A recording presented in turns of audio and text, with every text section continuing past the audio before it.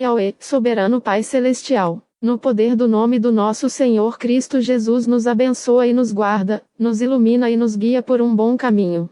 Aleluia, amém. Estudo bíblico. Atos dos Apóstolos 17 verso 24. King James atualizada. Introdução. Atos 17 narra a jornada missionária de Paulo, passando por Tessalônica e Bereia, até chegar a Atenas, um centro de filosofia e religião. Diante da idolatria generalizada, Paulo sente-se indignado e começa a pregar no sinagoga e na praça. Levado ao Areópago, ele tem a oportunidade de apresentar o evangelho a um público culto e curioso. Atos 17:24 é o ponto central do seu discurso, onde Paulo define a natureza do Deus que ele anuncia, contrastando-o com os ídolos adorados pelos atenienses. Esse versículo é crucial porque estabelece a base teológica para o restante do sermão, preparando o terreno para a proclamação de Jesus Cristo e a ressurreição. Contexto histórico. Atenas, no tempo de Paulo, era um importante centro cultural e filosófico do mundo greco-romano. A cidade era repleta de templos e altares dedicados a diversos deuses do panteão grego. A religiosidade ateniense era marcada pela idolatria e pela busca por conhecimento filosófico.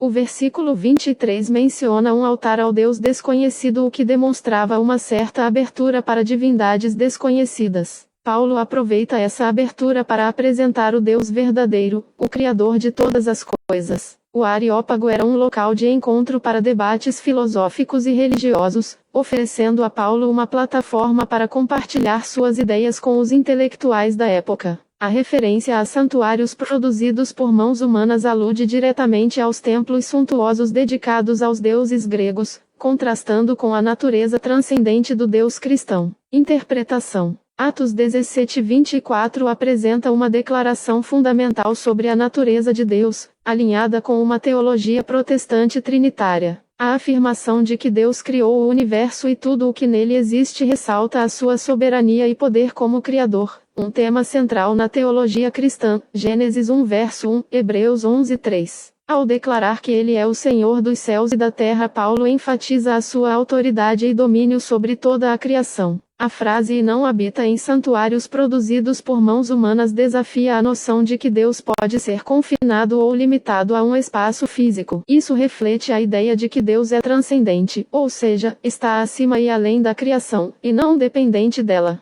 Essa compreensão é crucial para os crentes contemporâneos, pois nos lembra que a nossa fé não deve se basear em rituais externos ou em lugares sagrados, mas sim em um relacionamento pessoal com o Deus vivo e presente em todos os lugares. A implicação é que Deus é acessível a todos, não apenas aos que frequentam templos ou realizam rituais específicos. A mensagem de Paulo em Atenas ecoa a mensagem de Jesus sobre adorar em espírito e em verdade, João 4:24. Veja as referências. Isaías 66 versos 1 ao 2. Assim diz o Senhor: o céu é o meu trono, e a terra o estrado dos meus pés. Que casa me edificaríeis vós? E qual seria o lugar do meu repouso? Porque todas estas coisas fez a minha mão, e assim todas elas vieram a existir, diz o Senhor. Mas para esse olharei, para o pobre e abatido de espírito, e que treme da minha palavra. Este versículo do profeta Isaías reforça a ideia de que Deus não pode ser confinado a um templo físico,